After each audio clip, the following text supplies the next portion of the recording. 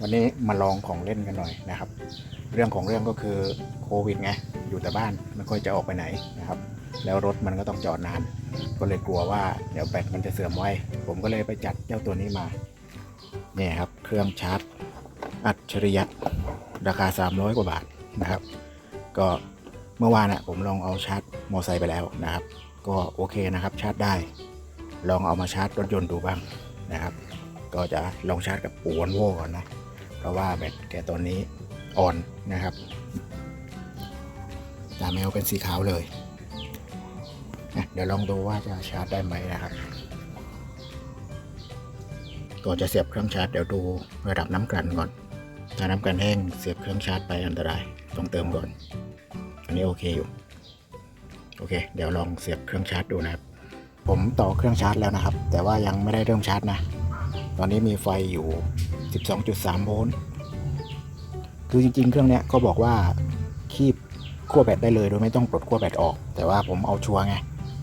ปลดขั้วแบตออกก่อนดีกว่าเดี๋ยวจะมีปัญหากับระบบไฟรถนะครับตอนนี้มีโวลต์อยู่ 12.2 12.3 นะครับโอเคเดี๋ยวเริ่มชาร์จนะครับเลือกเป็นรถยนต์โอเคเริ่มชาร์จแล้วครับตอนนี้ไฟในแบตมีอยู่ 50% โอเคเดี๋ยวก็ปล่อยชาร์จไว้อย่างนี้นะครับตอนนี้เวลาประมาณบ่ายโมง50ก็เดี๋ยวชาร์จทิ้งไว้แล้วก็ค่อยมาดูอีกทีหลังจากชาร์จทิ้งไว้ประมาณสัก4ชั่วโมงนะครับตอนนั้นเราเริ่มชาร์จกันประมาณบ่าย2นะครับตอนนี้เวลาจะ6โมงเย็นละเดี๋ยวไปดูกันนะครับว่าเป็นยังไงตอนนี้ชาร์จไปแล้ว 97% มันเร็วขนาดนี้เลยวะผมว่าค่าตรงหน้าจอเนี่ยไม่น่าจะตรงเท่าไหร่นะครับแต่ที่แน่ๆดูตรงนี้ครับเห็นไหมตาแมวมันกลับมาเป็นสีฟ้าแล้วนะครับตอนเราเริ่มชาร์จเนี่ยมันเป็นสีขาวอยู่นะก็แสดงว่ามันชาร์จได้จริงนะครับมันชาร์จเข้าอยู่แต่ว่า